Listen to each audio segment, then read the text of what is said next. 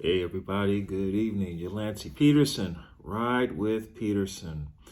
Well, I was just about ready to hang it up for the day, and I realized I had one more video to make. Oh, let's get a little more comfortable here. I have been thinking about returning to rideshare. And right now I'm not in favor of returning to rideshare because it will cost me more than I want it to. The reality is, I don't trust the companies. I don't trust the customers. I don't trust the laws. And at the end of the day, I am going to come out on the losing end of the deal. And I enjoy driving. I love to drive. And for the aspect of meeting people and seeing different areas of the city and discovering nice new restaurants and seeing neighborhoods that I otherwise would have never had a chance to see. Those aspects were fun and very enjoyable. I mean, between Santa Barbara to San Diego, Malibu, all the way across to basically the Arizona border, and even a little bit into Arizona. I have seen amazing places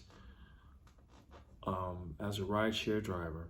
Those experiences, it just can't put a word to describe how enriching they have been to my life. Just areas in LA County, some of the views that I saw of Los Angeles, I'm like, are we still in Los Angeles? This is amazing. And the homes, oh my goodness. And I have been very fortunate that the vast majority of the rides I have been on, the riders have been awesome. They have really been. They were great. But hey, I have had a few rotten bananas, and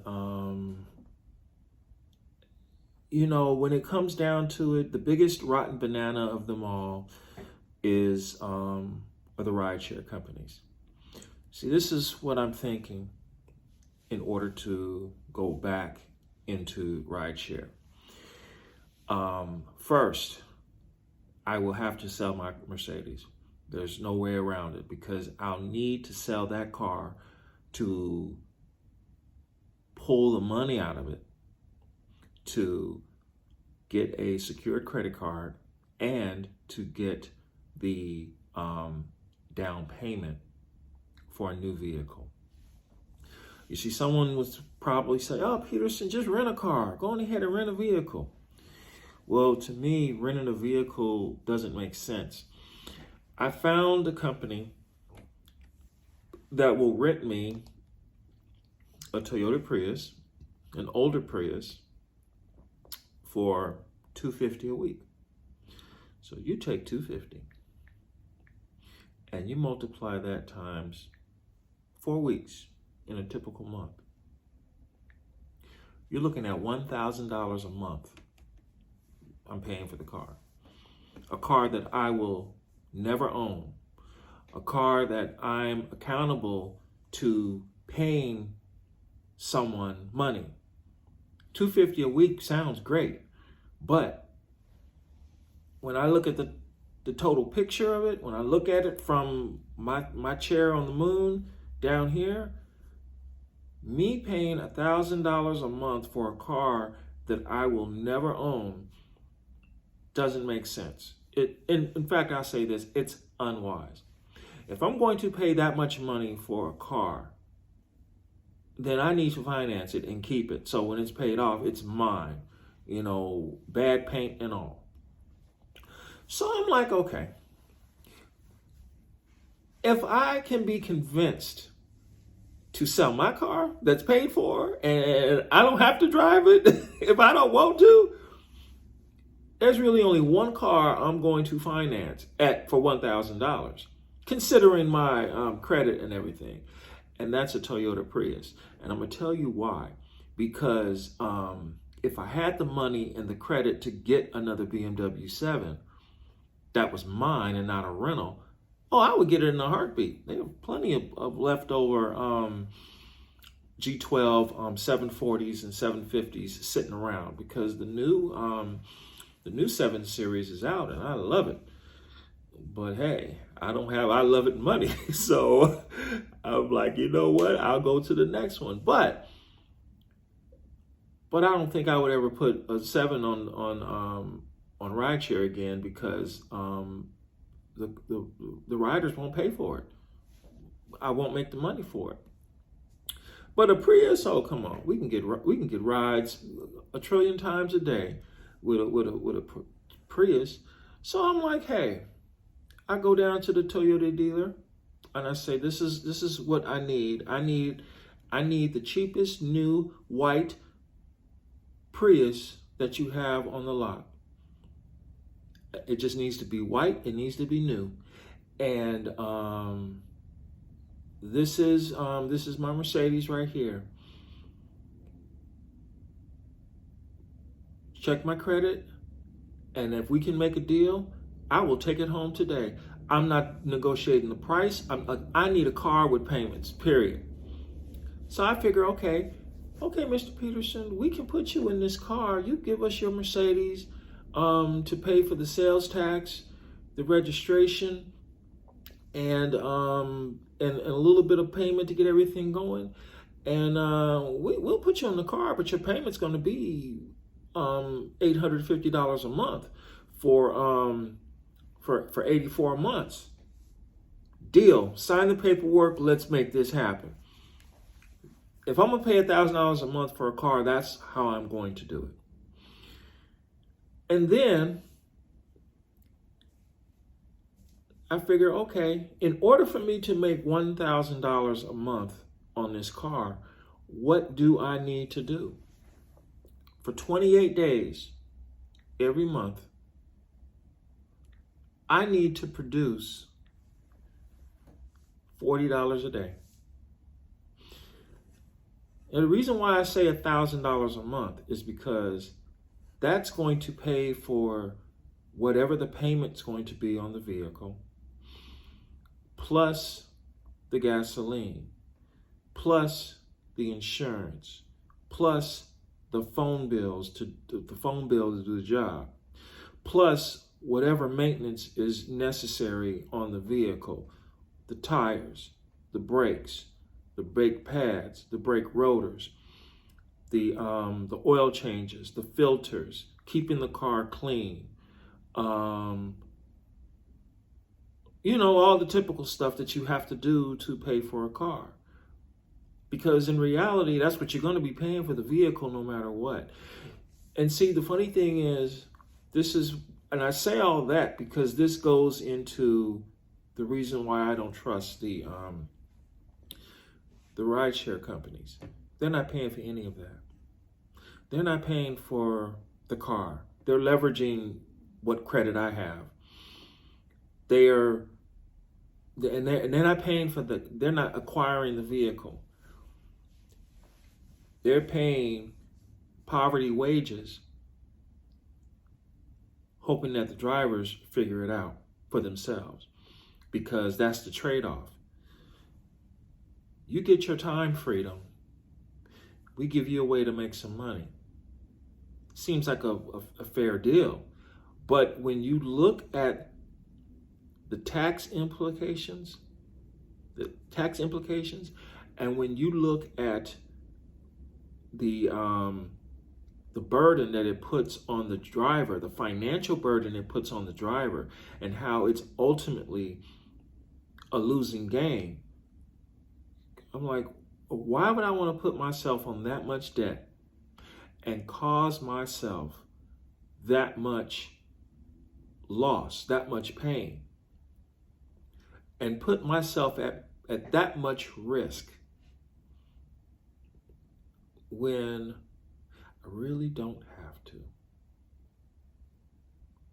Yeah, I've given it some thought. I really have, because my biggest problem with making rideshare work was paying the rent, and I don't have that problem anymore.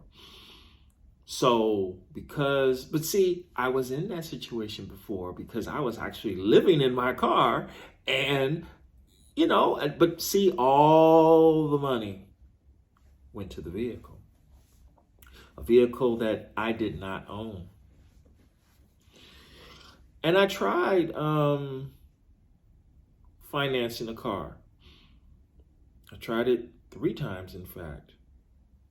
And rideshare didn't help me with that either, because I had to deal with rent also.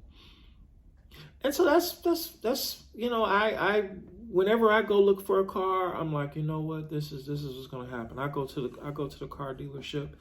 I don't negotiate the price of the car.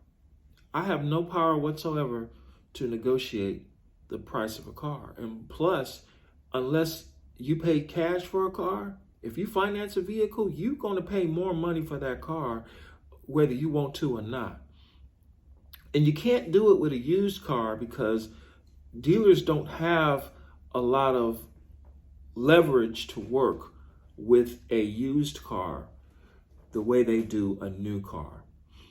See, I learned this technique from a car dealership a long time ago when I bought my Chevy Cruze. He told me, he says, this is what you do. You don't buy a used car. Because I was looking for an Impala. I had to have a Chevy Impala, and I found the perfect Chevy Impala 70 miles away. But and they had the car, but they said, did you ever consider a new car? And I'm like, a new car? But I can't get a new car. My credit's too bad for a new car. He says, no, it's not. You just watch. Give us authorization to run your credit, and we'll show you what we can do. And he came back in 10 minutes, and he said, hey, we can put you in this brand new car right now. All you need is $2,000 down. Well, I don't have $2,000. I'll have it in 3 weeks. No problem. Give us a gas dated check, and we can have you driving out in an hour. And they did. And I got to keep my car too.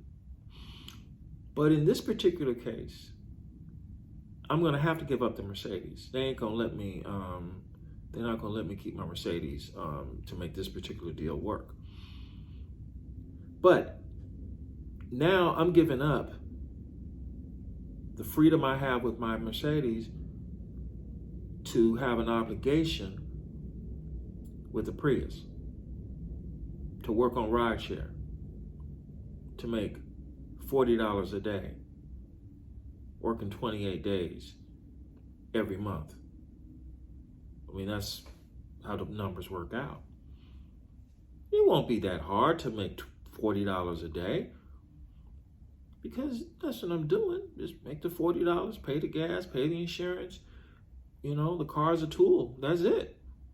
It's going to wear out whether I wanted to or not. But I have to ask myself, is it wise for me to do that? Is it wise for me to put myself on the line like that? Is it wise for me to deal with all of the issues of being a rideshare driver? See, if I didn't have this stroke, I'd be back at Metro right now, because Metro's worth the problem. Metro is worth the effort. I loved my job when I was there. It was unfortunate I lost it the way I did. It was unfortunate I was assaulted. But at the end of the day, hey, if it wasn't for this stroke, I can get that job back.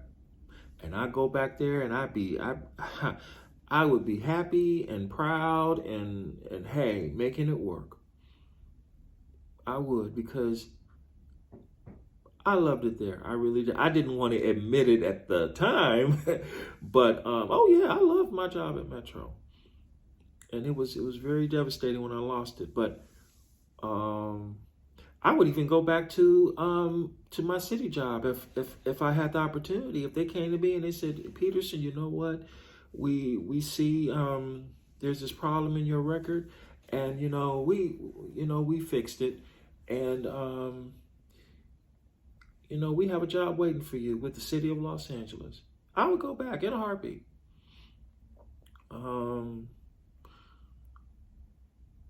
But I can't say that about rideshare.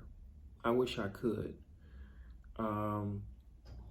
Too much loss and too much pain, too much mistrust, too much dishonesty, too much failure, too much danger. The cost is simply too high. But have I thought about it? Oh, of course I've thought about it. Because, my Uber account is active right now. About a month ago, I went ahead and reactivated my account. The only thing stopping me from going online is a car. Everything else is in place. I'm like, hey, they're sending me the emails, make this much money when you do this, make this much money when you do that. Hey, we can put you in the Tesla, and what else? I'm looking at Craigslist, and I'm looking at all this stuff, and I'm actively running the numbers. And who knows? I might even decide to go out there and rent a car for a week, just to, give it a spin for old time's sake. But I ain't gonna do it for more than a week. But see, in order to get it for a week, I need a credit card to make that happen. You said, hey, to go to Hertz and check out the car, I need a credit card to make the reservation work. And then I need the money to pay for the charging. Even if I got the Prius from the guy who's renting it for $250 a week, I need the gas to get around and do it. But even then, to make it work on a monthly basis, all I need to do is make $40 a day, because that's all I'm gonna do if I do it. But then it's like, you know what? Why give them $40? Why give them $1,000 a month when I can just go on ahead and finance a car and keep it for myself? So, to answer the question, why not return to rideshare? That's what's going on. Oh, and why didn't I go back to rideshare? Well, it should be fairly obvious. 2.5 years ago, I had a stroke. And I've been recovering from that stroke. And then there's been the issue of, COVID. And now I don't have the money to get back into it. So, and looking at all the stuff that's happened, post whatever that proposition was that the voters passed, and looking at all the drama that's still going on, and looking at the reality of what the per minute rate is, no, I'm better off finding a job that I go to that I don't have to pay anything to go into, and I make all the money and I keep it for me and not put it into a car that's going to eat it all up. Because when everything is said and done, I get that Prius and I look at it, and then, I'll be looking at a car that's worn out, worthless, can't do anything with it, but look at the amount of money that went out the pipe and through the brakes and through the tires, on the paint and in the interior, and don't have anything to show for it but what I have right now. I'm just like, hey, why go through the trouble? All right, so that answered those two questions right there. Thank you, and I will catch y'all in the next video.